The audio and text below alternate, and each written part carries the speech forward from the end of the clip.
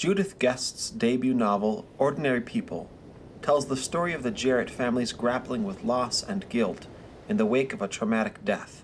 The best-selling novel won prizes and acclaim for its nuanced portrayal of an upper-middle-class family in crisis, with praise being directed at its unique technique of alternating third-person limited omniscient narration that shifts between two of the main characters entirely in the present tense. It is ironic, then, that the Academy Award-winning adaptation chooses to tell the story in a seemingly mundane mode of filmmaking. Hollywood star turned auteur Robert Redford began his career in the director's chair with this matter-of-fact, sensitive act of storytelling that emphasizes performance and character, but nonetheless is a premier example of the subtle art of direction and a reminder that the best director is the one whose work is unperceived.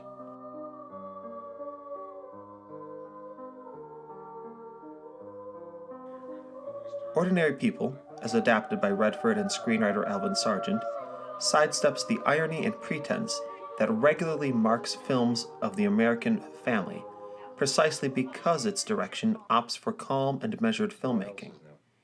Here, the actors are placed in the forefront to craft and develop characters. I remember how scared I used to get of that whoosh, flap, flap, flap, flap, flap, every time I started the car. Yeah, that was the closest we ever came to having a pet. But there is more to Redford's direction than simply drawing excellent work out of his cast. Framing and blocking create a temperate tone that allows the audience to understand the Jarretts and their plight.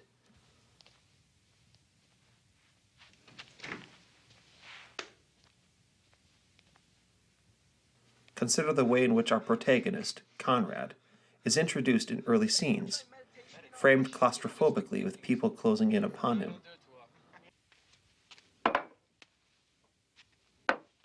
Our first glimpse of the Jarrett family together visually tells the audience the dynamics of the family.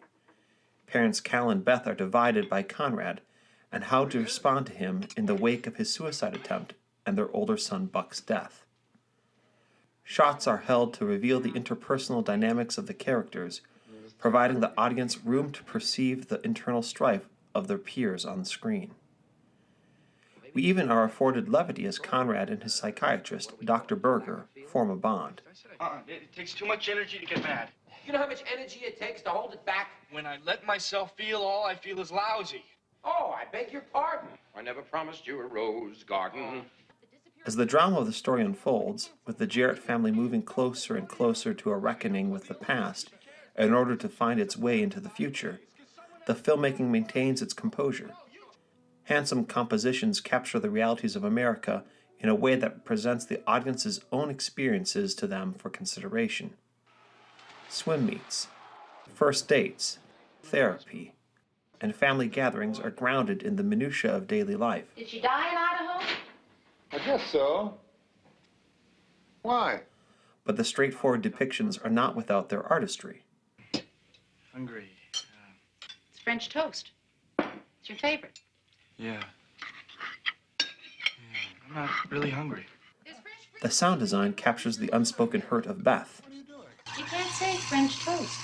Listen, I gotta run. I'm playing at 9. Will you please call Mr. Herman about the shutters? I can't get anywhere with that. while a slow zoom draws us into the heartache that engulfs Conrad.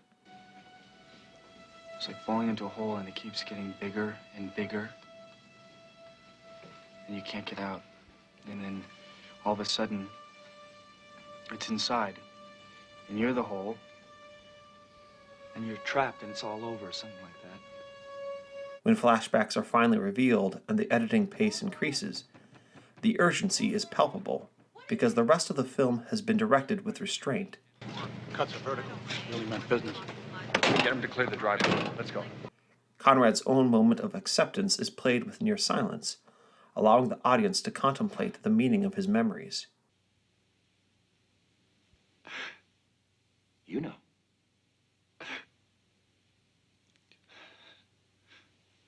I hung on. Stayed with the boat. The effective use of Pachelbel's canon in D, ordinarily a fixture of wedding ceremonies, offers a glimpse of the sublime that each character desires, but cannot quite achieve until finally there is breakthrough, and Marvin Hamlish's arrangements bring us hope even as we confront despair.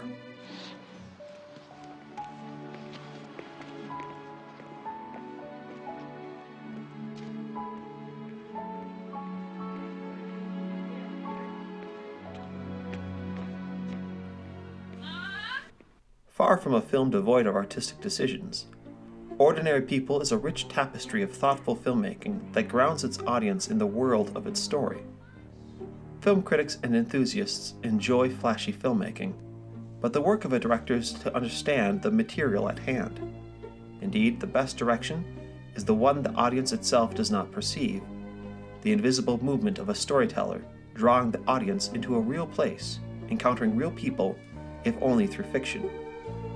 In directing Ordinary People, Robert Redford crafts a remarkable tale through normal means, allowing the audience to discover the extraordinary in the ordinary. I'm not disappointed. I love you.